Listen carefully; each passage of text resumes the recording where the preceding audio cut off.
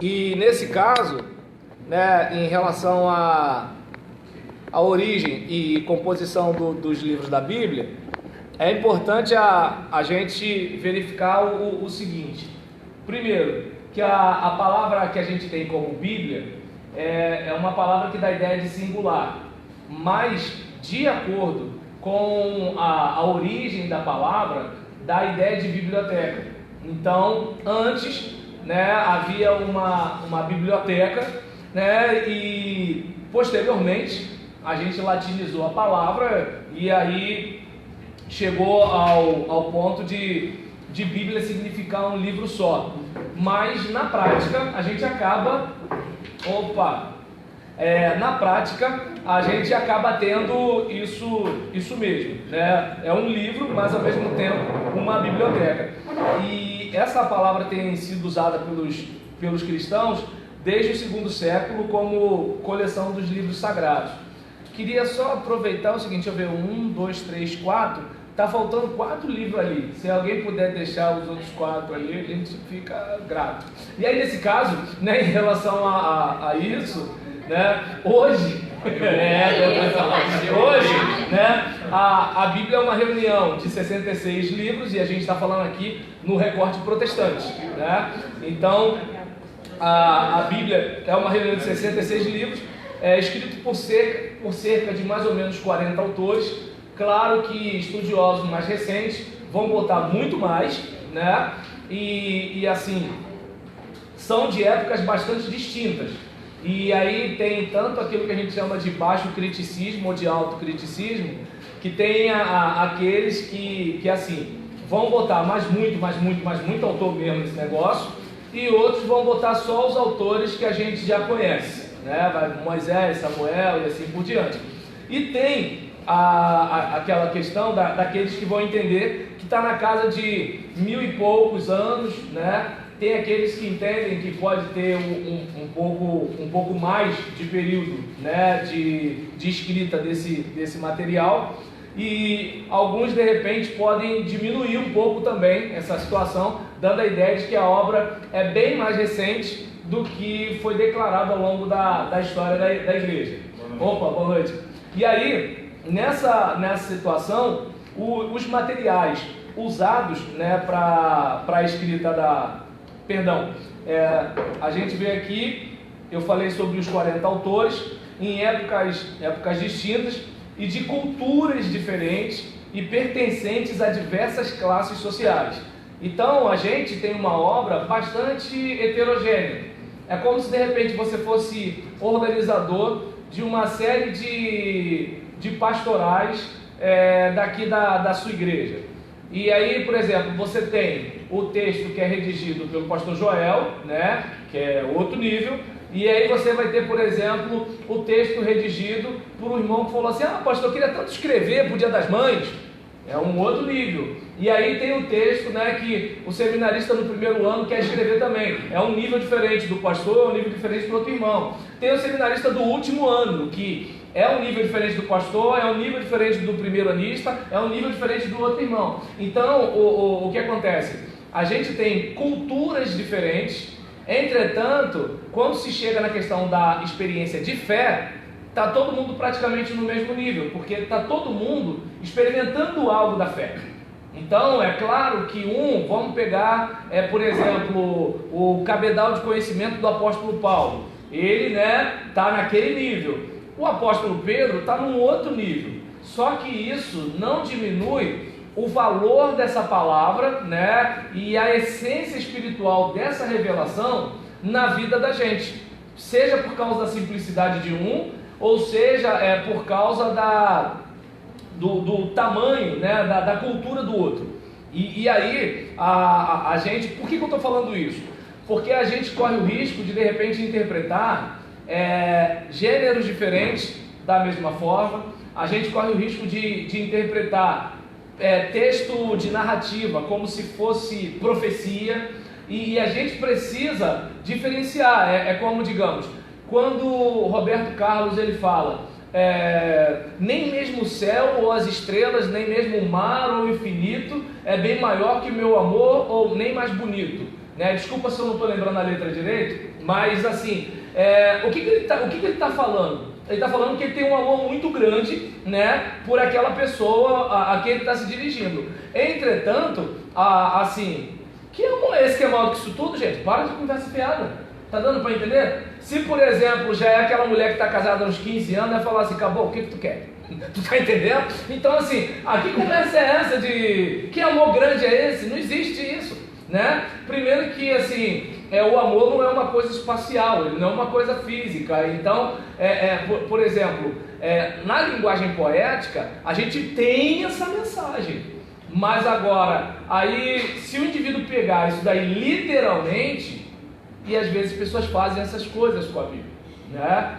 Então é importante a gente se conscientizar. Existem autores que são bastante cultos, bastante eruditos, eles são de uma determinada época, que a filosofia de então era uma, que a política era outra, que a situação era assim, que o contexto religioso era assado. Então essas coisas ajudam a gente, para quê? Para quando a gente for pregar, ou quando a gente for ler, a gente tem mais ou menos a noção de que época a gente está vivendo.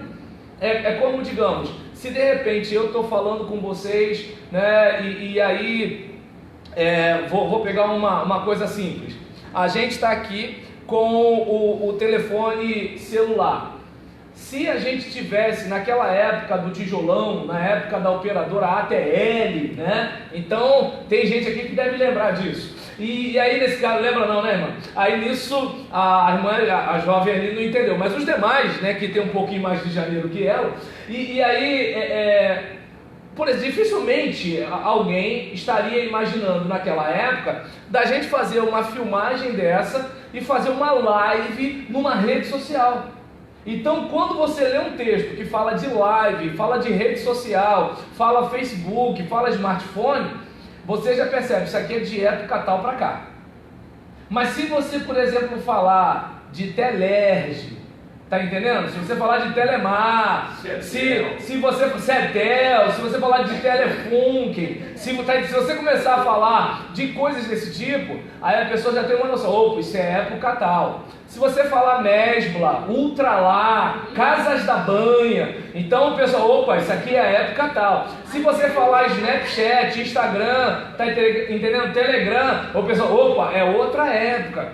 Então, eu não sei se deu para você perceber que assim, se você não tiver essa noção, você pode estar interpretando tudo da mesma forma. É como eu costumo brincar com os meus alunos. A gente não pode ter aquela ideia de que Abraão, Isaac e Jacó estão junto com Pedro, Tiago e João comendo churrasquinho na mesma laje. Entende? Tem gente que às vezes lê a Bíblia como se fosse tudo no mesmo tempo, e não é. Tudo no mesmo contexto, não é. Né? Então, tanto que você vai perceber uma ideia do satânico no Antigo Testamento diferente do Novo Testamento. Você vai perceber que o Satanás, lá em Zacarias, em Jó, ai meu Deus do céu, você vai ter em Crônicas também, você vai reparar que assim, é um Satanás diferente do Satanás do Novo Testamento. No Novo Testamento você já vê manifestação demoníaca, espírito imundo, você já vê um monte de coisa. Antes disso, você tem uma ideia de Satanás mais como adversário, mais como obstáculo, mais como um opositor, mais como um promotor, um acusador, alguma coisa do tipo. E agora, no Novo Testamento, você já vê o seguinte, a gente vê um inimigo do povo de Deus, né? Você já vai ver um ser que é líder de uma horda. Quando você olha, por exemplo, no Antigo Testamento, existe o Espírito da parte de Deus que vai trazer engano. O Espírito da parte de Deus que vai perturbar. Então você percebe que assim, tanto os espíritos que fazem mal quanto fazem bem, você vai ver no Antigo Testamento, tudo está ali, né, sob o comando de Jeová, ou Yahvé. Quando chega no Novo Testamento, você já tem o quê? Já tem um príncipe dos demônios, você já tem um cara, né, que comanda esse pessoal. Por quê? Porque a teologia deles foi mudando. A percepção, né, da realidade de Deus e das coisas espirituais foram mudando. Mas agora, se você não tiver noção de que essas coisas aconteceram, você vai ler Gênesis da mesma forma que você vai ler Apocalipse. Só que assim, a época é muito, muito distante. né? E aí de repente você vai ler o que acontece com Eliseu da mesma forma que você vai ler o que acontece com Daniel, e eles estão em épocas diferentes. E aí, por exemplo, quando você vai ter essa noção, os oito livros já estão ali? Aí nesse caso, né, não, é porque eu posso esquecer, gente, é só isso, né? E aí, né, é só isso, só um único motivo, né, que eu passei para vocês darem uma olhada. Os que chegaram depois é porque eu passei os livros que basicamente, assim, servem, né, como substrato para aquilo que eu tô falando aqui. E aí, por exemplo, eu dei essa volta toda para falar, né, sobre uma reunião de 66 livros, escrito por mais de 40 autores em épocas distintas, né, e deixa eu ver aqui, e com culturas diferentes, pertencentes a diversas classes sociais.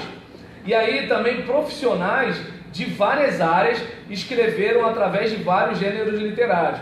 Então você, por exemplo, vai ver, né, que... Rapaz, que chique! Olha, igreja top é outro nível! A ideia foi de quê?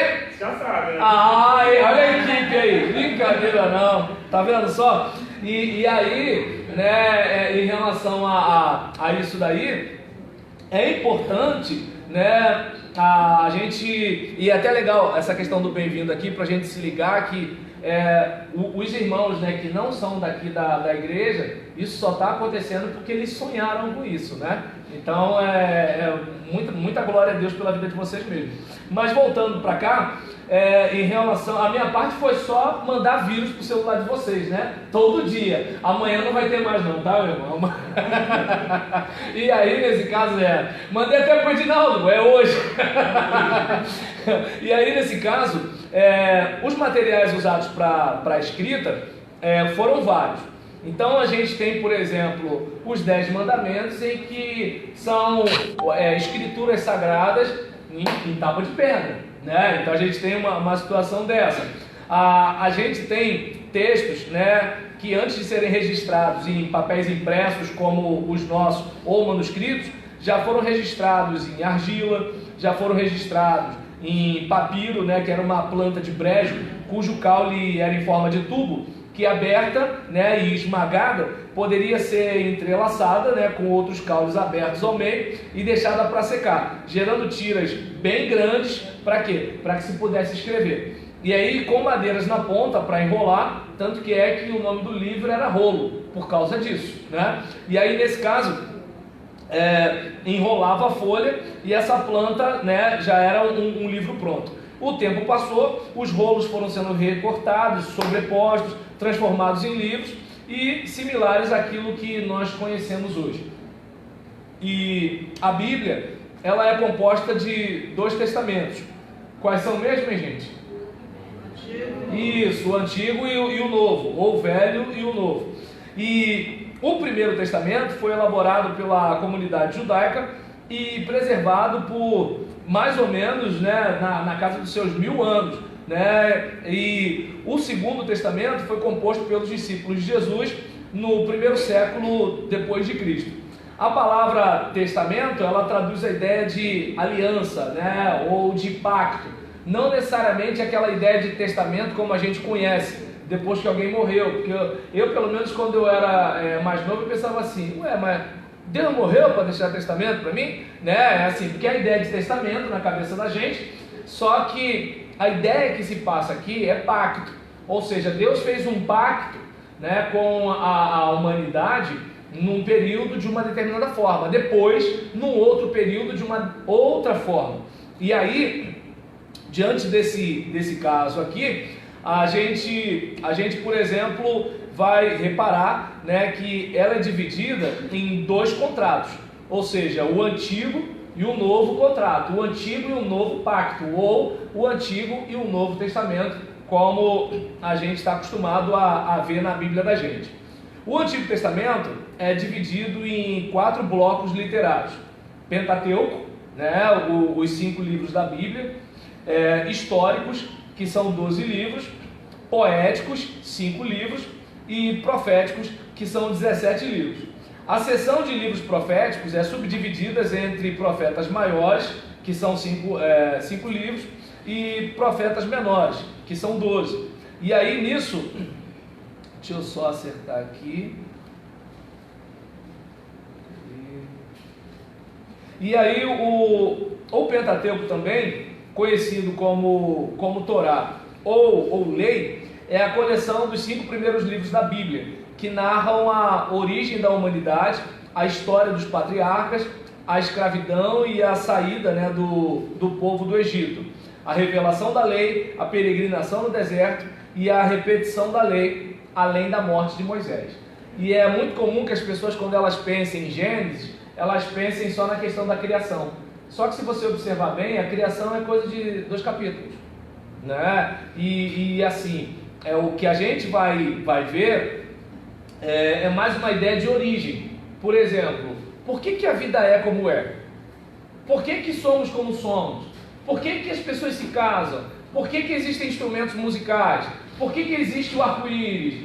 E por aí vai. Então a ideia é aquilo que alguns chamam de etiologia, né? Que é você tentar explicar aquela realidade, né? Contando a causa. Que é daí onde, por exemplo, muitas vezes vai ter gente dizendo que o seminarista é herege, quando o seminarista se reporta às narrativas bíblicas como mito. Por quê? Porque na nossa cabeça, mito é aquilo que a gente aprende sobre dieta, né? Tomar refrigerante, engorda e emagrece, mito ou verdade, né? Então, manda com leite, a gente fica doente ou não, mito ou verdade? Então, na cabeça da maioria das pessoas, mito é mentira, né? E verdade é verdade, né? Aí, nesse caso, a ideia principal é que, assim, o mito era um jeito de explicar a realidade na época. Então, é como se assim, papai, por que a gente é assim? E aí se começa a contar as coisas, né? De repente, por exemplo, nós, quando éramos crianças, né, felizes daqueles que os pais contavam tudo direitinho, né? Eu, pelo menos, lembro, né, quando a minha irmã, ela me contou que não era o Papai Noel que me dava presente. Eu fiquei com raiva dela, eu chorei, mas chorei. E eu falei que ela estava mentindo. Até que ela foi assim, em cima do guarda-roupa, mostrou o Jeep do Falcon, só os fortes entendem, né? Aí nisso, o Jeep do Falcon, poxa, Falcon e Playmobil, pô, tem saudade. E aí, 3 coisas que se eu tiver dinheiro, pode ser o preço que for que eu compro. Falcon, Playmobil e Atari. São 3 coisas que assim, eu não posso ficar rico, senão eu vou gastar meu dinheiro com isso. E aí nesse caso, né, a respeito disso, deve ser por isso que eu não fico rico, né? Deus, não vou dar dinheiro para ele para isso. Tá a minha explicação, porque eu sou pobre. E aí, em relação a essa questão, né, eu lembro que... É a minha água que você vai pegar? Opa, glória a Deus. E aí... Quanto essa situação, né? Assim, eu tinha aquela ideia, não, Papai Noel. Aí a minha irmã, não, é a mamãe que está trabalhando lá no armarinho da Dona Maria, ela comprou um negócio lá, vai descontar do pagamento dela. Mentira, é o Papai Noel. Em vez de eu ficar feliz que minha mãe estava ralando para me dar um presente, eu fiquei magoado, porque não era o Papai Noel, né? E tadinha da minha mãe escondeu o negócio. E aí, irmão, é um negócio sério, né, gente? Quem é filho único não sabe o que é isso, né? E aí, nessa situação, né, onde eu quero chegar com isso, né? Tudo bem? Opa, graça e paz. E aí, relaxa, tranquilo. E aí, em relação, né, a esse caso, onde eu quero chegar? Era a explicação para a realidade que eu tinha. Né? Então, é como, por exemplo, imagina, suponhamos, né, que seu filho de 5 anos pergunte: papai, como é que as crianças nascem? Né? E aí você, por exemplo, vai dar uma narrativa, tá rindo, né? Aí você vai dar uma narrativa, né? Então, aí você vai contar de um jeito que ele possa absorver. E vai contar de acordo com a capacidade de apreensão dele. Você não vai colocar um conteúdo que a mente dele não está pedindo. Claro, tem pai que conta, né? Você que perguntou, né? Então tem uma situação dessa. né? Legal é quando as crianças ainda perguntam, né? Por onde os filhos saem, né? Esses aí são os faixa preta. E aí nesse caso, né? Mais uma vez, essa mesma irmã me contou e eu não acreditei, né? Fiquei injuriado com ela. E aí nessa situação, né? Essa minha irmã vinha me contando as coisas do jeito que não era para contar. Mas assim, a questão do mito tem a ver com o quê? Como a gente explica. Depois a gente passou a ter mais o quê? A ciência, quer dizer, a filosofia.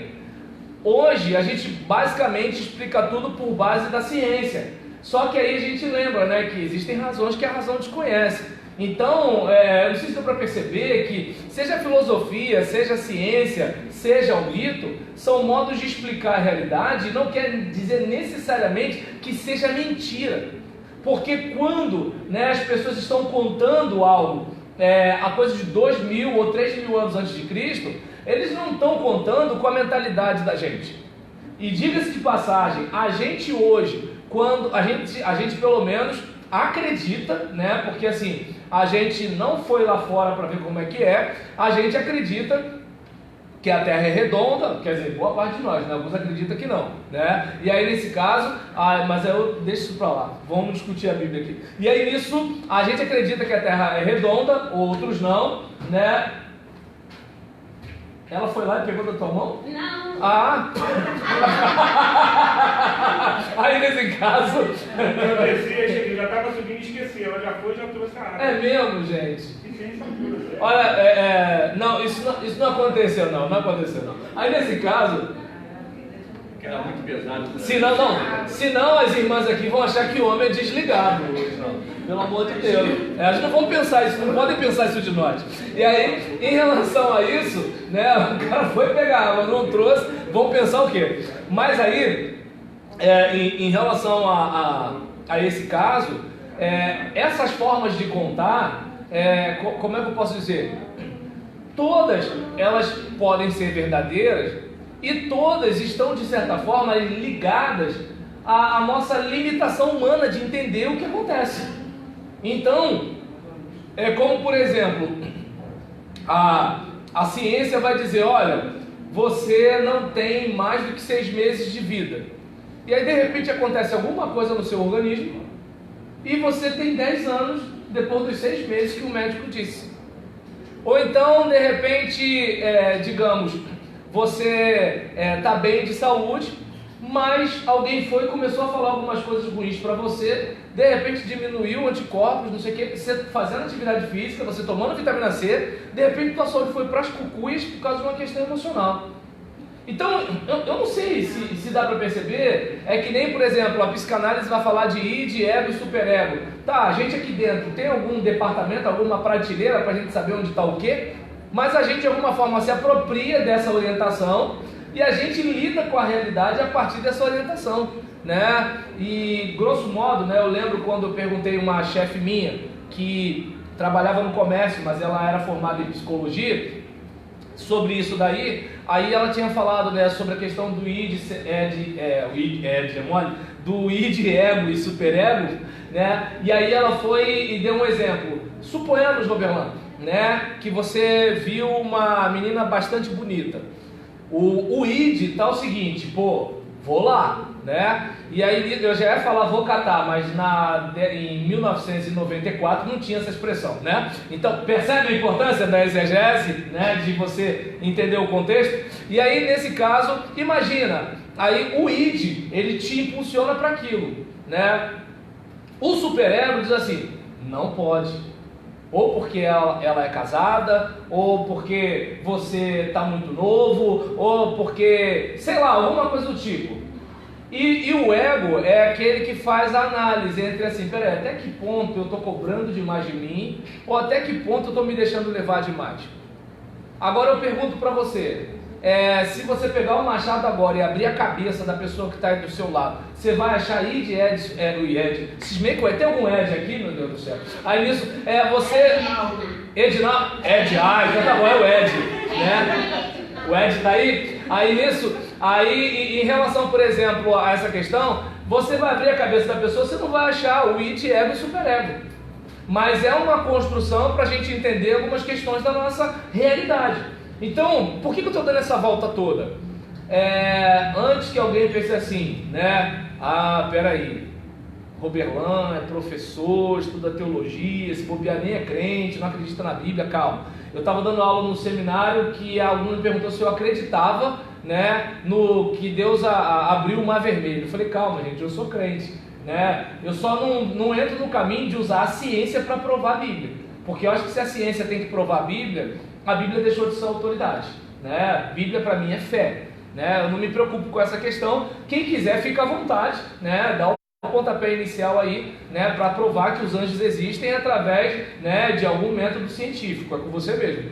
E aí, em relação a isso que nós falamos aqui, o livro de Gênesis, né, ele tá bem relacionado a quê? As origens. Por que a gente é assim? Por isso que deixará o homem, seu pai e sua mãe. Entende? Então, olha, o seu desejo será para o seu marido. Então há uma explicação de por que as coisas são daquele jeito. Então o Gênesis é basicamente isso, né? E aí a gente tem a questão, né, do Êxodo, né, que vai falando sobre a saída do pessoal. A gente tem aquela questão assim, Gênesis explica, e aí no caso Êxodo está mostrando, olha, a gente tem uma herança lá atrás, mas a gente veio parar aqui, está acontecendo isso, mas Deus tem uma libertação para nós. Quando chega em Levítico, a gente já tem uma orientação como é que vai se servir a Deus a partir de então. E Deuteronômio, olha só, depois de tudo que a gente passou, a gente vai entrar numa nova terra. E aí é como se de repente Moisés estivesse pregando, né, dando uma orientação, olha, a partir de agora a regra é clara, a situação é essa, né? E nos livros históricos de Josué a Esther, a gente tem o quê? A história desse povo de Israel, desde a posse da terra prometida até o retorno do cativeiro babilônico. A gente tem aquela situação em que Deus conta o que para o pessoal? Olha, se você vier para cá, né, para essa terra, você precisa lembrar que você não pode viver como esse povo. Se você viver como esse povo, você vai ter o mesmo final desse povo. Hoje vocês estão entrando aqui, estão passando o cerol em todo mundo, está expulsando todo mundo daqui, porque essa gente profanou essa terra. Se vocês fizerem a mesma coisa, vocês são meu povo, eu amo vocês, mas se fizerem a mesma coisa, vai acontecer isso com vocês. É o que eu costumo falar com as pessoas, uma hora a fatura da vida chega, né? De repente você deu um balão aqui, você pisou na bola ali, você fez não sei o que lá, não deu nada hoje, mas uma hora a cobra vai fumar, né? E aí, diante desse caso aqui, a gente tem essa narrativa que alguns pesquisadores vão dizer que é um material, boa parte chamado de deuteronomista, que tenta explicar, olha só, fulano fez isso, ele fez isso, ele fez isso, ele fez isso, como uma justificativa para que lá na frente a gente estivesse passando pelo que está passando. Então é uma coisa mais ou menos assim. Os livros poéticos de Jó Cantares contém músicas, provérbios, poesias que apontam para a grandeza de Deus e para os dramas humanos, transmitindo princípios divinos através de ensinos práticos. E aí a gente vai ter, não sei se deu para você perceber, que a estrutura da Bíblia não é cronológica, está falando em forma de gênero. O tipo de gênero que está sendo usado como é que eu posso dizer? São blocos que são colocados para compor a obra, e não necessariamente, né, isso aqui aconteceu no século tal, no ano tal, no milênio tal. Não, a ideia não é essa, né? Porque como falamos aqui, a proposta da Bíblia não é científica, a proposta da Bíblia não é provar nada, a proposta da Bíblia é orientar a gente na nossa espiritualidade, na nossa volta para casa, né, no nosso retorno para o nosso Criador, para a gente entender o quanto a maldade do nosso coração prejudica a gente mesmo, né? Ou seja, eu estava falando isso com uma pessoa da minha família, né, em relação à questão de perdão. Falei, olha, o problema é que, assim, infelizmente, a gente, por causa de burrice mesmo, a gente fica alimentando coisa ruim em relação aos outros. E muitas vezes nós achamos que se a gente perdoar, a gente está fazendo alguma coisa para Deus. Não, a gente está fazendo para a gente. Porque aquele caso, fulano te feriu há 10 anos atrás. Se você passa esses 10 anos revivendo esse negócio, ele te feriu lá e você está se ferindo mais e mais e mais durante esses 10 anos. Quando você perdoa, o que você faz? Fulano te feriu só aquela vez, porque a tua vida segue. Aquilo que ele fez contra você ficou para trás. Então quando Deus fala para perdoar, Deus não está dizendo assim, eu quero acabar com a sua alegria, perdoa o fulano. Não, a ideia não é essa, é o seguinte, não deixa o fulano continuar te prendendo. Então, por exemplo, as escrituras, elas são livros para a nossa vida. E qual é o problema? O problema é que tem gente que quer pegar a Bíblia como livro de ciência. É aquele caso, como eu disse para você, se você quiser provar que Satanás existe, ou negar que Satanás existe, pô, beleza, vai em frente. Só que assim, eu entendo que tem uma viagem muito melhor, que é a questão de você conhecer a maldade do seu coração, como é que você faz para se defender de si mesmo, como é que você faz para não cair em pegadinha, provocação, como é que você faz para não arrebentar com o seu casamento, como é que você faz para lidar com o pai alcoólatra, como é que você faz para lidar numa área conflagrada, num lugar terrivelmente violento, como é que você faz para lidar com gente racista, com gente mentirosa, como é que você faz para servir a Deus, mesmo sabendo que você vai viver pisando na bola com Ele até a sua morte. Então, ou seja, você tem uma série de coisas para ter uma vida muito legal. Mas tem gente que quer pegar assim, como se de repente Deus ele fosse uma doutrina, um conhecimento a ser apreendido e não um fruto a ser saboreado. Essa frase não é minha não, tá gente? Eu queria muito que fosse, mas não é. É de um professor meu, Márcio Simão. E aí, quer dizer, eu nem sei se é dele, ele citou numa aula, tem isso também. E aí nesse caso, desse jeito. Mas se você quiser conhecer as minhas frases, na minha página, Roberlan Julião, Palavra Simples, tem um álbum só de frases roberlanianas. Tá legal? Aí você pode ir lá assistir. É verdade, frases roberlanianas, você vai encontrar. E aí, nesse caso, diante disso daí, gente, o que acontece? Eu tenho que vender meus livros, porque lá em casa não pode faltar nem internet, nem leite em pó, As duas coisas dá briga, O sindicalista vai berrar lá em casa. E aí, eu tenho que... Como é que eu vou vender meus livros? Tem que ser conhecido. Como é que eu faço para ser conhecido? Isso aqui é minha televisão, Então, inscreva-se no canal, Roberlan Julião, Palavra Simples. E aí, quem tiver com internet, se inscreve aí, gente. Eu preciso de 1000 inscritos para começar a fazer live no YouTube. Só posso fazer no Facebook. E aí, nesse caso aqui, os livros proféticos, eles já tem uma outra pegada, De Isaías a Malaquias, não quer dizer que um está depois do outro cronologicamente, tá, gente? De Isaías a Malaquias, eles recontam a história de Israel, só que agora é com palavras de denúncia, com palavras de encorajamento, com palavras de ameaça, com palavras de promessa. Então a gente tem, por exemplo, olha, você que está fazendo isso e aquilo de errado, Então, você que fez isso, você que fez aquilo, ou então, olha, não temas, eu tenho uma recompensa para você, ou de repente uma situação do tipo, ai de ti, Quem aqui não lembra, boa parte de nós aqui é da época, deixa eu ver, só essas duas moças que estão ao lado, que a senhora está no meio, aí é que não deve ter conhecido, elas duas, elas não devem ter, oi? Também não conheceu a palmada não? Ah, então tá bom. Aí nesse caso, que boa parte de nós aqui lembra da coça, Então, ai, que bom, Edinaldo, você devia ser, como eu posso dizer, o mais invejado da rua, com certeza. E aí nesse caso, não é do seu tempo não? Aí em relação a isso, por exemplo, quando a mãe falava ai, você sabia que a coisa não ia ficar boa. Então o ai é o seguinte, olha, vai dar ruim, Então o profeta, ele é aquele cara que está dizendo, E aí, depois que a casa caiu, pega no colo. Você sabe por que você apanhou, Agora vem cá, dá um abraço no seu pai. Então, Como eles faziam isso, eu não sei, né? Batia e depois abraçava, né? E depois explicava as coisas. E aí, nessa situação, em relação a isso, né? A gente, por exemplo, verifica que os profetas, eles têm essa pegada.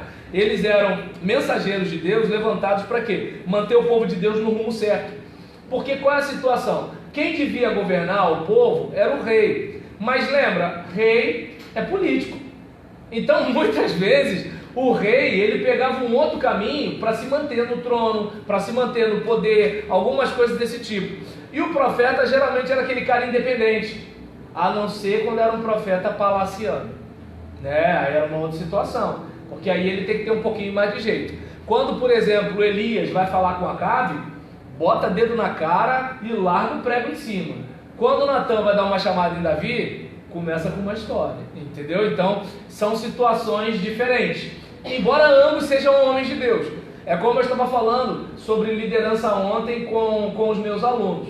Eu falei, olha, o que acontece, por exemplo, entre nós e Jesus, na questão de liderança, é que Jesus não estava preso a uma instituição. Vocês, como pastores, vão estar. Então, qual é a situação? Com Jesus não gostou, come menos. O pessoal começou a levantar porque não gostou da mensagem. Os que ficam, Jesus ainda fala assim: vocês não vão embora também não? Né? E aí eu falei, mas ó, gente, não tenta imitar Jesus não, porque senão a igreja vai fazer vocês ir embora, né? Porque o que acontece? Todo mundo diz, meu pastor é Jesus, mas vai o pastor escrever igual Paulo, ó insensatos Gálatas. Imagina ser um pastor falando desse jeito, pessoal, o pastor me chamou de insensato. Não, insensato está até bom, porque de acordo com o nosso analfabetismo hoje em dia, né, funcional, ser chamado de insensato talvez não ofenda tanto, mas você falar burro, né? Então o que acontece? Aí é complicado, né? Minha esposa mesmo fala, Roberto, ela não fala burro, fala nécio. Eu falo, mas se eu falar nécio, a pessoa não consegue ter a pegada. É que nem o cara que lê, né, a parábola do bom samaritano. Na maioria das vezes, quando a gente lê a parábola do bom samaritano, a gente não fica chateado. Por quê? Porque a gente se identifica com o samaritano. Mas se a gente fizer a aplicação com o que Jesus quis dizer, a gente fica chateado. Por quê? Porque Jesus está falando que o sacerdote, ou seja, o líder religioso, o levita, o outro líder religioso, viram, né, aquela coisa todinha, como se de repente assim, olha, o evangélico, né, seja tradicional, pentecostal, neopentecostal, que anda no fogo, que conhece a palavra, né, que chupa os dentes, passou pelo cara e não fez nada. E outro cara lá do parou, botou a pessoa na Brasília amarela e levou lá para a UPA. Prega desse jeito para ver se o pessoal não fecha a cara para você. Então, ou seja, se você pegar a vibe que Jesus está trazendo, com certeza o pessoal vai ficar chateado. Então, Jesus, ele podia fazer porque ele não era preso a nada. Aí eu falei para eles, vocês não. Vocês têm o nome de vocês na Receita Federal como responsável legal da igreja. Vocês têm a conta de luz, vocês têm a conta de telefone. Se o dizimista aqui é metade do orçamento da igreja, foi embora, vai ficar todo mundo contra você, porque não vai ter mais a festa, não vai ter mais a festa do milho, não vai ter mais a dança do chefe. Então o que acontece? Jesus não estava preso a isso. Não quer ouvir? Eu continuo pregando. Nós não, nós estamos presos à instituição. Né? E aí a gente precisa aprender a se equilibrar, né? Ou seja, a gente está numa levada diferente, né? Mas a gente tem que manter a mesma essência. Voltando para a ideia do profeta palaciano e o profeta independente. O palaciano, ele estava no palácio, ele conversava com o rei, ele lidava com os nobres, então ele tinha, né, uma ambiência política ali, né? O independente não, o independente possivelmente, né, comia o que dava, o que aparecia. Eu mesmo me pergunto que carne era aquela que o corvo trazia para Elias, né? Porque eu fico pensando assim, gente, corvo, olha a carne que corvo come. Que carne foi essa, né? Mas aí eu acho que Elias não perguntou, né? Então, estava com fome, comeu. E aí, diante de uma situação dessa, observa bem, olha como é que era a vida de Elias. vai comer na casa de uma viúva, bebe uma água que o anjo bota, se o anjo não bota, fica sem água, né? Então aí nisso, come carne que o corvo traz. Por quê? Porque era independente. Então você percebe que, olha como é que o perfil desse cara vai ser diferente do perfil do outro. Não é que um é mais ou menos homem de Deus. A questão é que um tem um tipo de atuação e o outro tem outra, né? Daí a gente precisa ter esse cuidado. Por quê? Porque a gente tem a tendência de querer importar a cultura do mundo da Bíblia para o nosso. E a gente tem que trazer os princípios, a cultura não, né? É que nem, por exemplo, a minha monografia de bacharelado, e que eu fiz uma releitura dela na minha pós-graduação, foi sobre a educação da criança para a formação cidadã. Eu queria transformar em livro, mas esse daí eu sei que não vai vender, né? Então ele está lá guardado em casa. E aí, uma das defesas que eu faço é que assim, a educação que pode preparar o indivíduo para a vida em sociedade, respeitando direitos, né, e cumprindo com seus deveres, é aquela que respeita o desenvolvimento da criança, né? Porque uma criança com Down não pode ser tratada da mesma forma que uma criança com hiperatividade, que não pode ser tratada igual uma criança que tem raquitismo. Ou seja, cada criança é de um jeito, então você tem que respeitar o desenvolvimento dela. Claro que assim, na minha época não tinha esse negócio de hiperatividade, era bagunça, e bagunceiro apanhando, acabou, né? E aí nisso, por exemplo, cada criança é de um jeito, então você vai aprender a lidar com isso e aplicar os princípios bíblicos. Os princípios bíblicos fazem o quê? Vara na criança, né? E dialogar, né, com a sociedade do século XXI. E na sociedade do século XXI, o uso da vara é violência doméstica. Então, a minha proposta é o quê? Trazer algum tipo de desconforto no lugar da vara, mas que sirva para a criança perceber o seguinte: toda vez que eu fizer isso aqui, vai acontecer isso aqui. De modo que ela vá crescendo, entendendo que a consequência virá, né? E aí eu batendo esse papo, aí uma irmã chegou para mim e falou assim: mas a Bíblia diz que é para educar a criança com a vara. Aí eu pensei, eu concordo com a irmã. Só que eu vivo no século XXI. E eu estou fazendo o quê? Aplicando a Bíblia ao meu tempo. E aí eu cheguei para ela, até porque se eu perder a guarda do meu filho e ele for morar num abrigo, ele pode ser molestado por um menor de 17 anos, né, 11 meses e 28 dias, né, que não sabe o que está fazendo. Ele pode de repente ser agredido por um garoto 5 ou 6 ou 7 anos, né, mais velho do que ele. Até porque assim, eu quando trabalhei em abrigo, tinha uns garotos que tinham 16 anos, mas assim, os camaradas, eles eram do corpo aquele irmão que tocou aqui domingo de manhã. Qual é o nome dele, aquele grandão? Então, ó, Sergião, falou até Sérgio, nem falou Sérgio, falou Sergião. Então, às vezes o camarada é menor de idade, daquele tamanho, entendeu? E aí, por exemplo, pode acontecer um monte de coisa comigo, né? Sem falar o linchamento moral na internet, vizinho filmando, né? Hoje em dia tudo tá desse jeito, né? E aí nesse caso, Heron, se eu falei alguma besteira, até desculpa, porque eu sei que direito é a sua área. Mas aí, nesse caso, eu estou falando como cidadão que, assim, eu tenho direito à questão de, assim, ser tratado como cidadão, mas ainda assim, a luz do meu salão é luz de LED, não vou à padaria sem documento, mesmo sabendo que eu tenho direito. Mas nesse caso, né, e quando alguém fala que eu pareço com alguém, eu pergunto, é gente boa, né? Mas voltando para cá, olha como é que são as coisas, gente. Quanto a esse caso aqui, né, eu cheguei para a irmã e falei assim: tá bom, irmã, a Bíblia também diz que é para a gente saudar os irmãos com um beijo santo. Dá para a senhora sair beijando todo mundo na igreja? A gente sabe que não dá. Tá entendendo? Eu sei que a irmã vai beijar um irmão, vai beijar o outro, vai ficar tranquilo. Mas não dá para beijar todo mundo. E a Bíblia fala que é para saudar. Ele beija.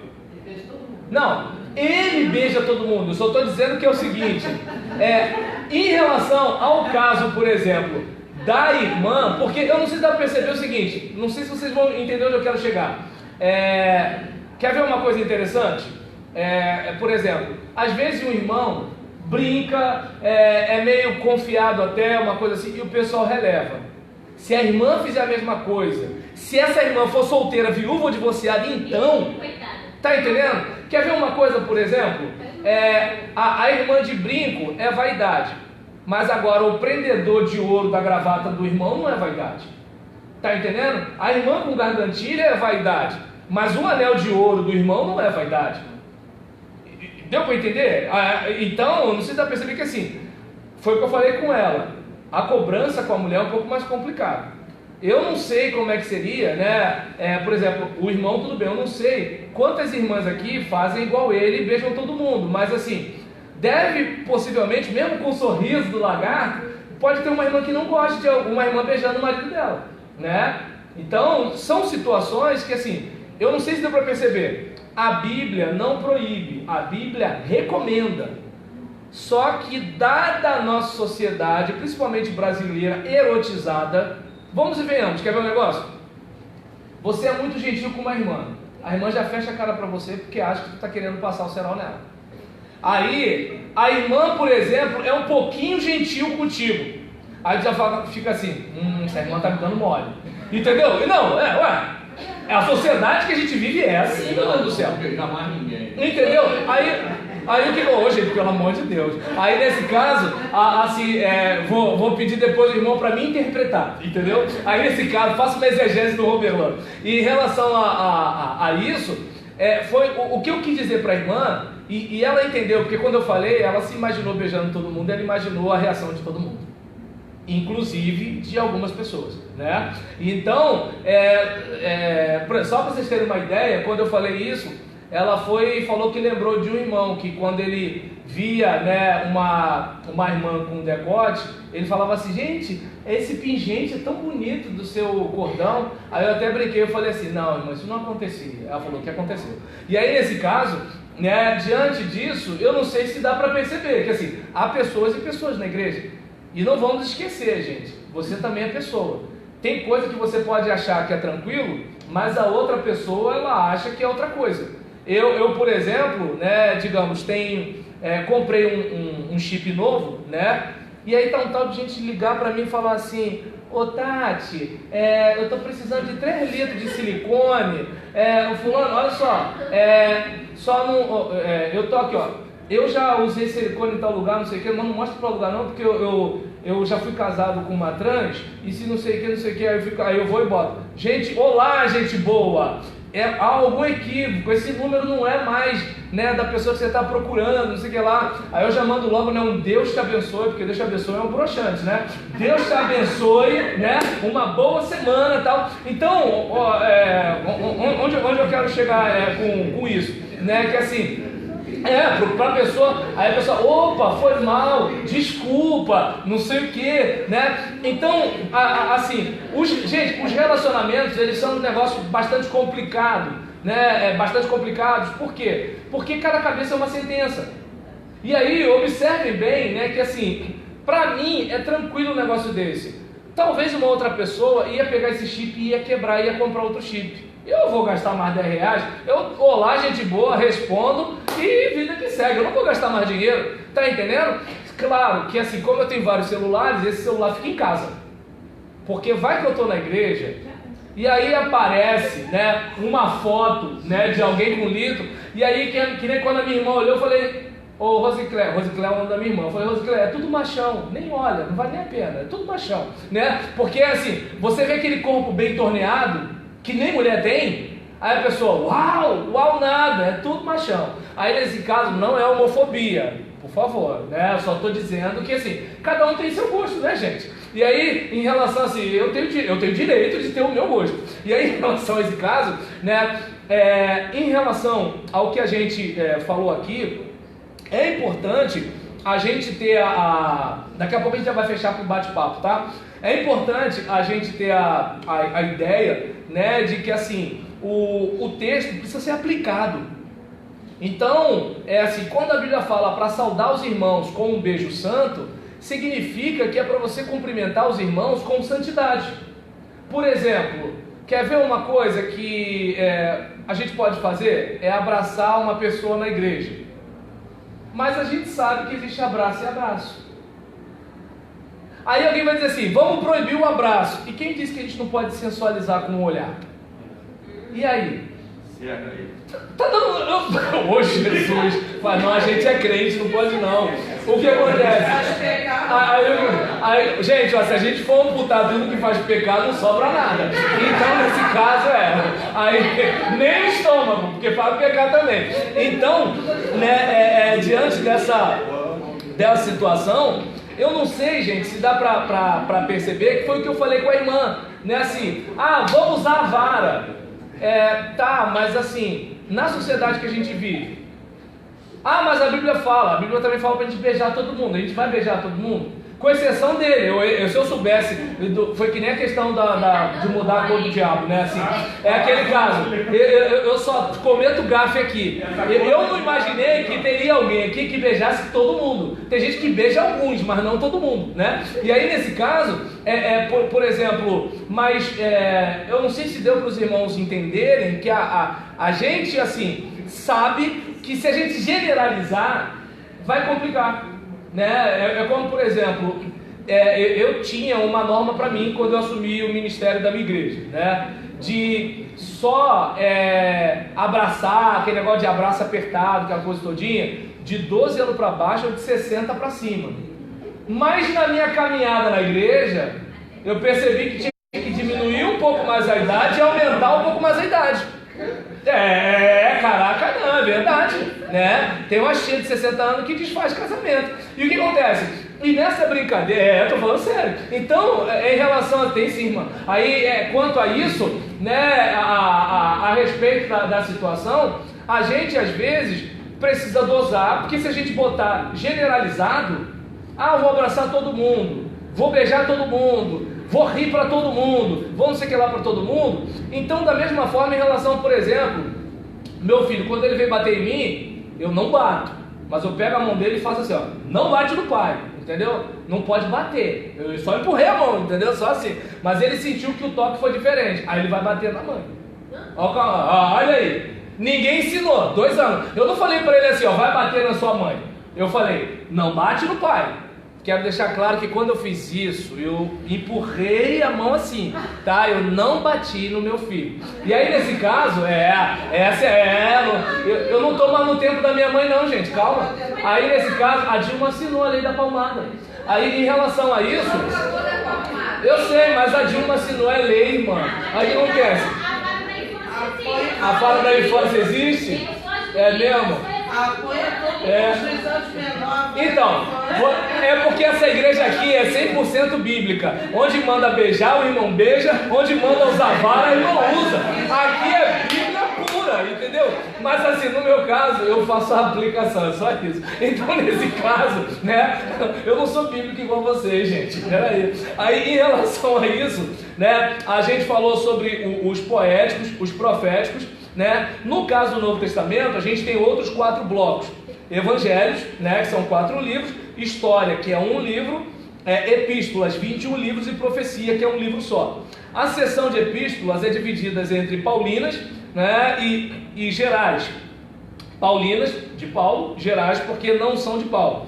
E os Evangelhos são relatos de parte da vida e obra de Jesus, incluindo sua morte e ressurreição no tocante à história da salvação da humanidade. 4 autores diferentes, em momentos diferentes, com perspectivas e leitores diferentes. E por que eu não entendo aqui como biografia? Né? Porque a gente não está aqui falando da vida de Jesus. A gente está falando de fatos relacionados à vida de Jesus que tem a ver com a salvação da humanidade. Não sei se deu para entender. Biografia é se contasse a vida de Jesus. Vamos contar a história do Silvio Santos. Aí é uma coisa. Agora, por exemplo, pensamentos de Silvio Santos. Aí é outra situação. Tá dando para entender? Então, uma coisa é contar, né? Assim, por exemplo, ó, vamos lá, desde quando o Anderson nasceu até o dia da sua morte.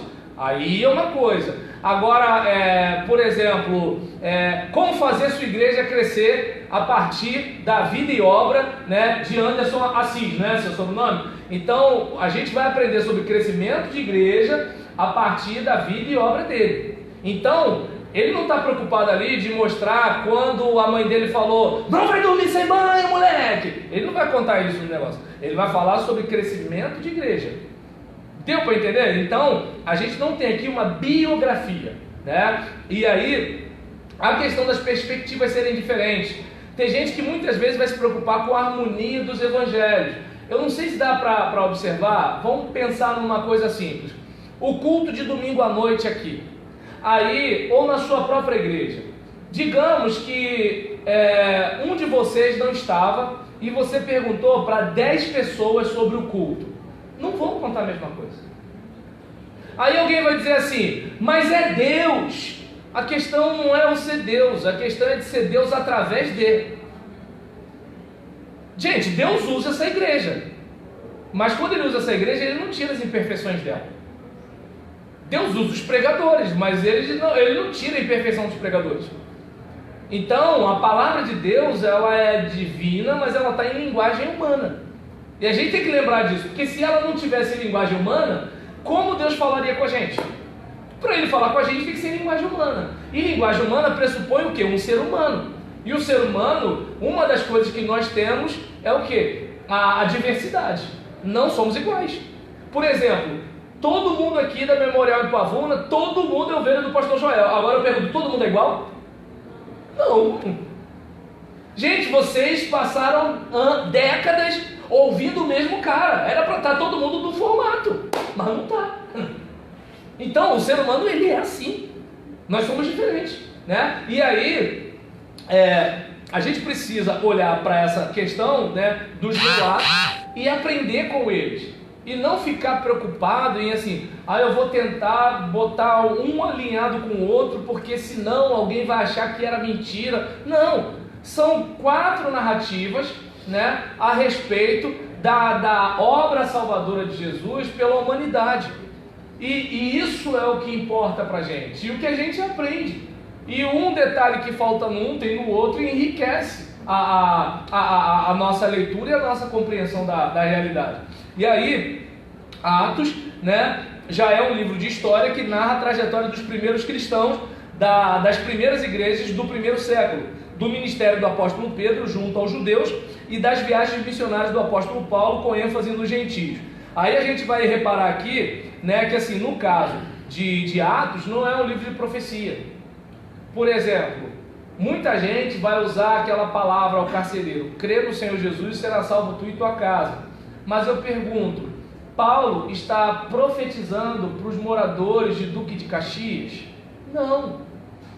Paulo está dizendo para aquele homem tomar uma decisão, e quando ele tomasse uma opção por Jesus, sua casa tomaria junto, porque ele era o chefe da casa, ele era o dono da casa, ele mandava na casa, ele mandava na família. Ele não era homem igual... Deixa eu falar. Então, nesse caso, era tempo que o homem batia na mesa, era outra situação, né? A gente nem sabe o que é isso, Mário. Mas aí o que acontece? Não, vocês aqui sabem, eu que não sei, né? E aí, nesse caso aqui, a gente às vezes olha para o texto como se aquela época fosse a nossa.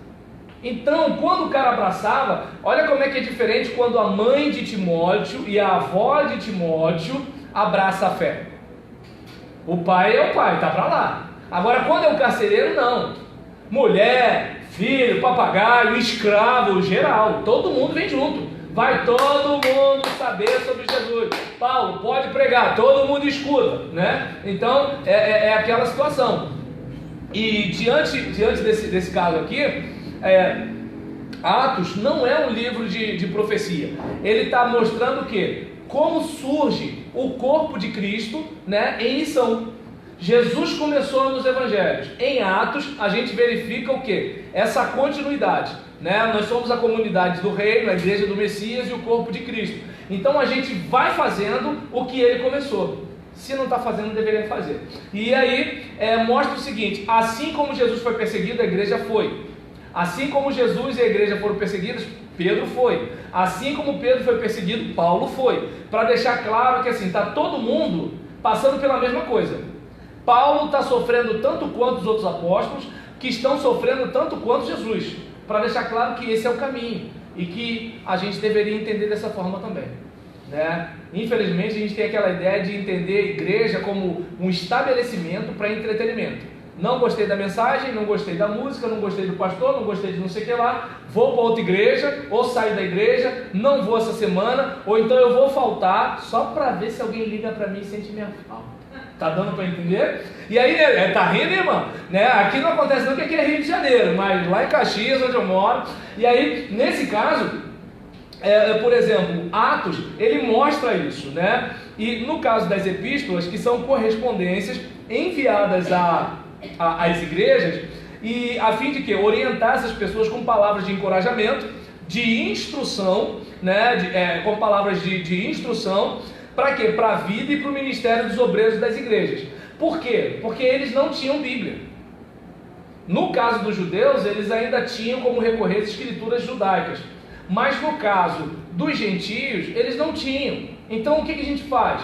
Paulo escreve. Escreve a partir de quê? Possivelmente subjaz o quê?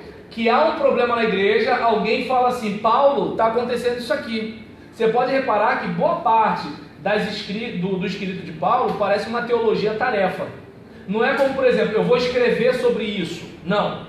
Eu vou escrever respondendo. Você pode ler que parece isso. Paulo está dando uns toques, ó, faz isso, não faz aquilo, não corta o cabelo, mulher calada, né? Então, tudo desse jeito. As irmãs não riram não, né? Desculpa. Aí nesse caso, né, a respeito desse assunto, né, a gente vê que o Apocalipse já é um livro profético, que contém revelações a respeito de acontecimentos passados, presente que eu falo aqui, é do leitor original, tá, gente? E futuros, ou seja, coisa da nossa época e coisa que vai acontecer ainda depois. E aí, é claro que assim, praticamente se a gente fosse falar de literatura apocalíptica, tinha que pegar esses 4 meses só para falar disso daí, o negócio é enjoado. Mas assim, a gente observa aqui que a ideia principal é de dizer que a maldade vai ter fim e Deus reina. O básico é isso. O que é o selo, o que é isso, o que é aquilo, o que não sei o que lá. Aí o pessoal vai assim, eu pelo menos quando eu assisti alguma coisa sobre Apocalipse, né? Eu não sei quantos lembram aqui daquela série de 4 filmes, né? Um Ladrão na Noite, A Grande Tormenta, A Imagem da Besta e A Agonia do Planeta. Gente, eu não queria que Jesus voltasse, não queria, eu tinha medo, porque eu não pensava assim, Jesus veio me buscar, eu pensava assim, ele veio e eu vou ficar, entendeu? Então, muitas vezes as pessoas ficavam naquela coisa, né, como se fosse um filme de terror. Quando o Apocalipse, ele quer dizer o seguinte, olha, tem alguém que pode abrir o selo, tem alguém que tem a resposta, tem alguém que é o seguinte, olha, a gente está aqui quebrando pedra, a gente está sendo martirizado, parece que ele não vem, mas ele vem, esse céu vai se rasgar e ele vai buscar o seu povo. Só que eles têm que falar numa linguagem de código. É como, por exemplo, vamos e venhamos, imagina, digamos que nós sejamos cristãos e sejamos proibidos de ser crentes. A gente não pode falar tudo abertamente, a gente vai ter que falar em código, a gente vai ter que se comunicar em código. Então eles aqui, na literatura apocalíptica, eles sabiam o que eles estavam falando uns com os outros. Era uma situação. E assim, não tem como, você não pode chegar e dizer que o imperador ele é isso e isso. Vamos falar de Babilônia, entendeu? Vamos usar uma linguagem figurada e assim vai, né? Eu lembro que, por exemplo, eu sou cidadão caxiense, mas sou batista meritiense, né? Teve um período na nossa igreja que, quando teve aquele episódio, né, das UPPs, né, que a gente teve uma grande migração ou imigração? Migração. Aí a gente teve, né, por exemplo, uma importação, né, de bandido do Rio de Janeiro para a Baixada Fluminense. Antigamente lá era o quê? Era um camarada com garrucha, né? Era uma espingarda de sal, né? Era um revólver daquele cheio de ferrugem. Mas aí quando veio o bandido do Rio de Janeiro, aí virou um negócio top, né? Aí já teve fuzil traçante, parecia que tá vendo coisa do Kuwait, entendeu? Né? Assim, era um negócio, parecia coisa de filme, a gente olhava assim, passava aquele negócio vermelho. Assim, eu não sabia se eu ficava com medo, se eu ficava assim, uau, né? Então, não, tô falando, eu não via isso lá, né? Aí nesse caso, por exemplo, teve uma situação daquele tipo, o que eu fiz? Preparei uma série de sermão em Abacuque. Como assim? O povo está pisando na bola. e Deus vai usar os babilônios, entendeu? E aí nesse caso eu falava dos babilônios. Por quê? Eu estava pregando sobre Abacuque, tentando dizer para o pessoal que assim, como eles lá não estavam acostumados com isso, então assim, muita gente não estava indo para o culto, tinha gente que começou a tomar remédio controlado, assim, porque, como eu posso dizer, o bairro da minha igreja parece uma cidade interior, né? Então assim, não a parte que vocês moram, a parte da minha igreja, tá? Parece cidade interior, tanto que todo mundo se conhece. Se você fizer um negócio, todo mundo sabe o que você fez. É incrível o negócio. E aí nisso, né, todo mundo estava acostumado assim, andar para cá, andar para lá. A gente apelidava lá um lugar de roça. Eu até brincava dizendo que é o seguinte: minha igreja é na Venda Velha, onde o ônibus nunca passa, né? Mas aí os irmãos começaram a ficar chateados, eu parei, porque, né? Então, sabe como é que é? Batista tem que rezar na cartilha. E aí nesse caso, por exemplo, quando começou a ter isso, ficou todo mundo em pânico. Por quê? Porque a gente não estava acostumado com aquilo. E aí a série de Abacuque, né, veio a calhar. Por quê? Aquela ideia de que Deus está tratando com o seu povo, inclusive através de pessoas que o seu povo acha que são piores do que ele, né? Então assim, os babilônios, aos olhos dos israelitas, eram piores do que os israelitas. Só que Deus, por que motivo não sei, usou aquele pessoal que eles achavam que eram piores como um instrumento do seguinte: olha, volta para mim. Então, eu não sei se deu para entender que assim, eu falava babilônio, eu não ia falar outra coisa. Se eu falasse outra coisa, porque aquele negócio, a igreja podia me mandar embora da igreja, os babilônios podiam me mandar embora da terra, entendeu? Então é outra situação. Então eu falava em código. Deu para entender a questão do Apocalipse? Você viu como é que eu sou erudito, gente? Aí nesse caso, culpa do Edinaldo, ou das doidas da Nilce e da Rosana que indicaram meu nome. Mas nesse caso aqui, vamos lá. Eu não acredito que eu fazer isso na igreja do pastor Joel, meu Jesus. Esse cara, não tem consciência, esse cara é doido, rapaz. Aí nisso, comeu pão no lixo quando era criança. Mas aí, pra gente fechar... Oi? É só não mexer no verde. Deixa o verde quieto, né? Não, o diabo vai mudar de cor. Não, é porque acontece, só pra gente fechar, vocês podem não estar entendendo, é que assim, eu, né, falei o seguinte: eu gostaria muito que quando alguém estivesse dando lugar ao diabo, começasse a ficar verde. Mas não sei se deu para entender qual foi a minha ideia, que era o seguinte: olha bem a minha ideia. Aí a igreja começou a ficar assim, igual eles. E aí eu comecei a ficar desorientado, quase que eu perdi a pregação. Aí nisso, porque o que eu queria dizer? Que assim, nisso que a pessoa fosse começando a ficar esverdeada, alguém ia falar assim: cara, tu tá verde. Aí o cara se consertaria. Só que qual é o problema? O pastor dessa igreja, ele, não sei se deu para perceber, ele gosta da cor verde. Vocês que entraram aqui, eu não sei se vocês perceberam, tudo é verde. E aí eu, na minha inocência, eu falei o negócio. Aí pronto. Aí Você só não falou, você repetiu. Mas porque eu não sabia. Aí depois, quando eu sentei ao lado dele, eu falei: pastor, tá gravado. O pastor viu que assim, eu não falei isso. Ele: não, mas é porque eu gosto. Entendeu? Aí eu falei: agora eu entendi. E pior que tá gravado lá. Se você não assiste o vídeo não, senão você vai lembrar disso. Não assiste não vai lá não. Aí nesse caso, né, por exemplo, o pastor Mauro, ele falou pra mim: pastor, é Mário, né? Pastor Mário, você pode voltar aqui, só muda a cor do diabo. Mas pra gente fechar aqui, pra vocês falarem, né? Então, Norman Geisler, né, que é o livro que eu uso aqui como referência, ele faz uma análise dessa divisão das escrituras em 8 partes por tópicos, sobre o aspecto do seu tema maior: Jesus Cristo, Antigo Testamento, lei, fundamento da chegada de Cristo; história, preparação para a chegada de Cristo, lembra? Raabe, Ruth, Davi; poesia, anelo pela chegada de Cristo; profecia, a certeza da chegada de Cristo, né? Novo Testamento, o Evangelho, manifestação de Cristo; propagação de Cristo; epístolas, interpretação e aplicação de Cristo; Apocalipse, consumação de Cristo. E aí, por curiosidade, a Bíblia foi dividida em capítulos por Stephen Langton, professor da Universidade de Paris e mais tarde arcebispo da Cantuária, no ano de 1227. E Robert Stephanus, impressor parisiense, acrescentou a divisão em capítulos, acrescentou a divisão em versículos em 1551. Na mesma época, estudiosos judeus, desde aquele período, adotaram essa divisão de capítulos e versículos para o Antigo Testamento também. Então, eu não sei se deu para a gente observar que, assim, até a Bíblia chegar onde chegou, né, a gente passou por algumas coisas aqui que eu percebi, com certeza passou por muito mais. Entretanto, né, a gente estuda de acordo com aquilo que a gente pode. Eu só sei até aqui. Tá beleza? Alguém tem alguma coisa para falar antes da gente ir embora? Porque, deixa eu ver aqui. No meu horário aqui, a gente ainda tem 35 minutos. Ninguém tem nada para falar, comentar. Heron? Eu queria falar dessa lei, a lei de 13.010, de uma sanção de 2014, que é a lei da palmatória e a lei do mínimo mercado.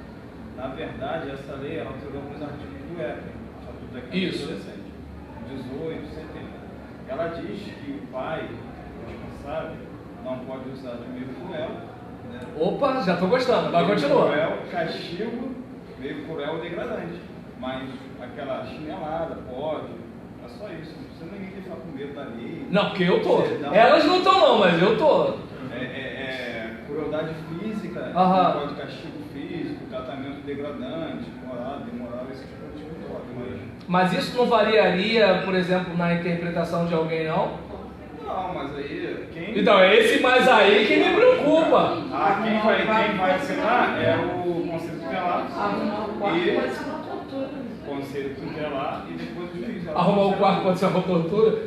Por Jesus. Mas o uso moderado da força é permitido Só ainda. contratar um advogado, poxa. Daniel preferiu meditar a cabeça do juiz é algo muito importante.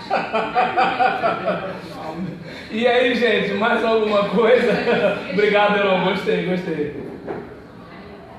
Minha mãe tem 73 anos e ela não é advogada. Mas ela sempre disse que a pata de galinha não vai viver. A minha também falava. Fico com ela.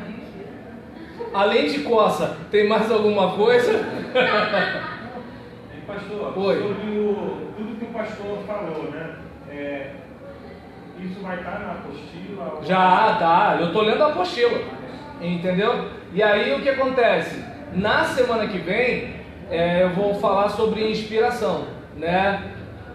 E no caso aqui, qual é a ideia? Que a gente, por exemplo, possa ter um pouquinho de tempo, né? Pra gente refletir, né? Sobre a inspiração, a reprodução também, a iluminação, coisas do tipo, né? A gente deve, porque assim vai ser um bloco específico, né, para a semana que vem. Que o meu receio é de começar agora e não terminar. E aí nessa hora que eu entendo que seria legal se alguém tivesse alguma coisa. Se ninguém tiver nada para falar, eu continuo. E aí a gente interrompe se for o caso e continua na semana que vem. E se eu não souber, gente, eu vou dizer que não sei. Pode perguntar, ué. Tem uma coisa pra falar. Ah, sim. Depois da breve lá. Não, fica à vontade. Assim, pastor. Se a gente ficar se preocupado com o que os outros vão pensar, o que a gente faz, a gente não está fazendo nada oculto. Isso. Então a gente está no nosso direito de ser espontâneo, né? E aí a gente vai deixar de beijar o irmão, abraçar, porque pode aparecer alguma coisa. Fugir da aparência do mal. A gente não está na aparência do mal porque a gente não está fazendo nada oculto. O cara tem problema, o problema não é nosso, o problema é de quem está pensando mal. É verdade. Tem gente que acha que quando eu estou pregando, que eu estou com raiva das pessoas, porque eu estou de repente denunciando o pecado. E aí, se eu talvez soubesse lidar melhor com essa minha bronca do pecado, talvez eu tivesse mais facilidade de acessar o coração da pessoa. Assim, não sei se dá para entender, é uma característica minha, eu não estou com bronca da pessoa. Só que a pessoa pode interpretar todo mundo que está aqui praticamente já me ouviu pregar e sabe disso, que assim, eu prego, meu pai mesmo fala que minha fala é contundente. Só que é o seguinte, eu não faço isso porque eu estou com bronca da pessoa, até porque eu não conheço a pessoa. Só que às vezes, dependendo de como a pessoa vem de casa, ela, por exemplo, ela pode deixar de receber uma mensagem por causa da minha falta de tato. Então, assim, onde eu quero chegar com isso? Que eu não posso viver em função da outra pessoa. Mas se eu puder, como Jesus fez, Jesus se esvaziou para encarnar. Se eu puder fazer, eu não vou conseguir, mas se eu puder pelo menos tentar, né, já é uma questão de uma regra de convivência, como a questão de marido e esposa. Mulher vive querendo que o marido fale eu te amo, né? E o marido geralmente ele tem um horário específico para falar eu te amo. E aí o que acontece? Aí ele, por exemplo, fala assim, mas eu já amo. Mas ele vai fazer o quê? Ele vai mexer um pouquinho nesse jeito dele e vai dizer eu te amo várias vezes, vai mandar mensagem para ela de dia, vai mandar um WhatsApp dizendo, sabia que eu amo você? E assim, o que acontece? Ele, por natureza, não faria. Mas como ele vive, ele convive, ele vai dar um jeito. Não sei se deu para irmão entender assim, eu não estou dizendo que é para deixar de fazer nada. Até que eu quero, como eu disse para o irmão, até me interprete, tá? Eu não disse que é proibido, eu falei para aquela irmã sobre beijar todo mundo, sobre beijar todo mundo, e ela, quando eu falei sobre beijar todo mundo, ela mesma refletiu a respeito de algumas experiências passadas, inclusive ela deve ter lembrado de alguns elementos que não seria de bom alvitre, né, ela chegar e beijar aqueles caras. Até porque tudo convém, mas nem tudo. A gente pode Tudo é lícito e nem tudo convém, né? Tudo convém, né? Então, dependendo do momento que você está ali, tá certo você fazer algo, mas não convém naquele momento.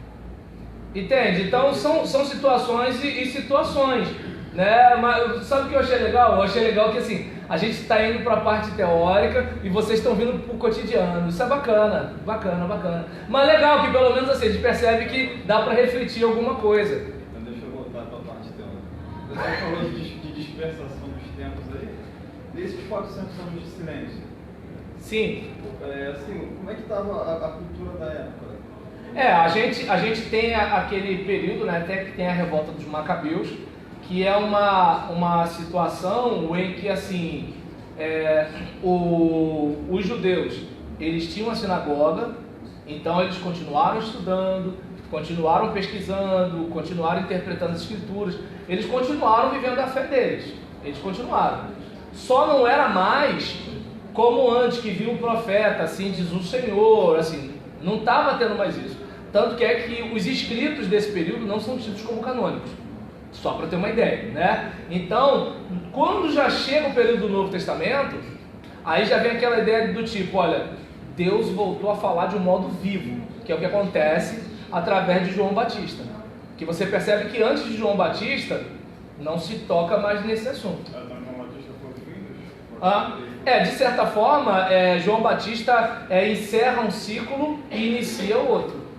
Tanto que é que Jesus até fala, né, que nunca teve ninguém igual a ele. Mas qualquer um que tiver de acordo com a vontade de Deus vai ser maior do que ele. Então, ou seja, ele está encerrando um ciclo e começando outro.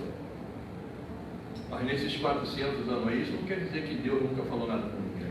Bem, eu não sei, esqueci o nome do cara, não sei se é André Queiruga, agora eu não lembro. Eu sei que um professor que eu tive, falecido já, para mim uma mente brilhante, professor Alessandro Rocha, ele, num livro dele, acho que é Experiência e Discernimento, ele usa uma expressão que eu guardo muito, que Deus está sempre falando, a questão é se há abertura. Por exemplo, eu assistindo Os Vingadores, eu vou discernir um monte de coisa, vendo a postura do Thanos com os outros mutantes lá, sei lá o nome que dá para aqueles caras. Então eu vou, por exemplo, escutar que numa folha qualquer eu desenho um sol amarelo que descolorirá. E eu consigo pensar sobre a brevidade da vida. Então eu consigo ver Deus num monte de coisa. Claro que talvez vocês possam até achar que eu não sou crente por causa disso, entende? Porque eu entendo que Deus está sempre falando. Entende? Quando eu vejo meu filho... Porque a Bíblia mostra isso. Entende? Quando eu vejo meu filho encantado em ver um cachorro andando meio que de lado, porque já está todo baqueado, né? E eu vejo meu filho encantado de ver a manifestação da vida no animal, e fica assim, meu Deus, eu estou aqui pensando em conta para pagar, ele está encantado de ver um cachorro. Então, assim, eu aprendo, assim, claro que assim, para mim, a Bíblia é como uma revelação especial, não revelação natural. Mas eu entendo que, por exemplo, o meu professor ateu pode ser um instrumento de Deus para falar comigo, mesmo que ele não creia nisso.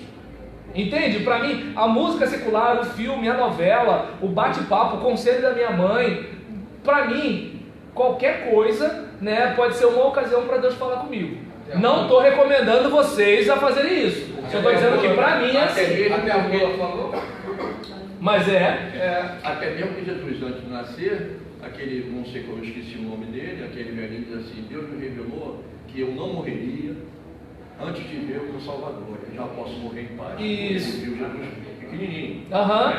Então Deus já estava falando. Mas você percebe que é uma experiência pessoal. Mas Deus estava se revelando. Deu para entender? Assim, o que pelo menos eu deduzo que o Heron está perguntando. Desculpa, alguns eu conheço aqui, tá, gente? Porque vieram da Baixada comigo, tá bom? Aí, nesse caso, a respeito disso, não são da área nobre, né? Rio de Janeiro, Marcelo Crivella, né? Igual vocês. Aí, nesse caso, né? A respeito... gente, ó, Pavuna, Vigário, pode não parecer, mas é tudo do Rio de Janeiro. Pavuna e Vigário, né? É porque é Rio de Janeiro, gente. É Rio de Janeiro. Aí, nesse caso, é perto de mim. É tudo perto de mim, né? Aí, nesse caso, é Rio de Janeiro, gente. Aí, em relação a esse caso, né, eu acho que o que o Heron está falando tem mais a ver com a questão assim, de voz profética para Israel, entendeu? Entende? Parece que o que ele está falando é isso. O que você está falando é o quê? Aquele homem é um homem piedoso que anda com Deus, está aberto à voz de Deus e Deus fala com ele. Tanto que é que Deus conversou com Maria, Deus conversou com José, Deus conversou com Zacarias, Deus conversou com Isabel. Vocês entenderam, né? Através do anjo, vocês entenderam, né? Então, assim, não, porque Batista tem que ser bem explicadinho, né? Sabe como é? Então, nesse caso, né? Assim, é importante a gente ter a ideia, né? De que, assim, como é que eu posso dizer? Antes do texto impresso ou digital que vocês têm, o que era? Experiência, sensibilidade. O profeta ele era chamado de quê? Vidente, visionário, né? Então, em alguns casos, visto até como aquele que adivinha, né? Não como o adivinho condenado. Por quê? Porque naquele caso não era uma questão de Deus, era uma questão de deuses. Então era uma outra situação. Então, por exemplo, o problema todo é quando o indivíduo ele quer ter uma experiência com outra divindade que não Deus. Que no nosso caso, por exemplo, né, ainda bem que o sinal tá bom, porque eu fiquei distraído conversando com vocês, aqui já acabou a possibilidade de gravar a memória.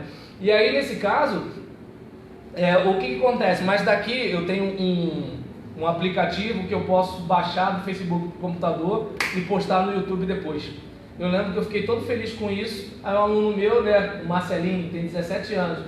Agora que você descobriu isso, professor? Aí eu falei, poxa, eu sou da época da Rádio Vitrola Telefone. Pô, brincadeira. Aí, nesse caso, assim, em relação à voz de Deus, né, nesse aspecto escriturístico, parou.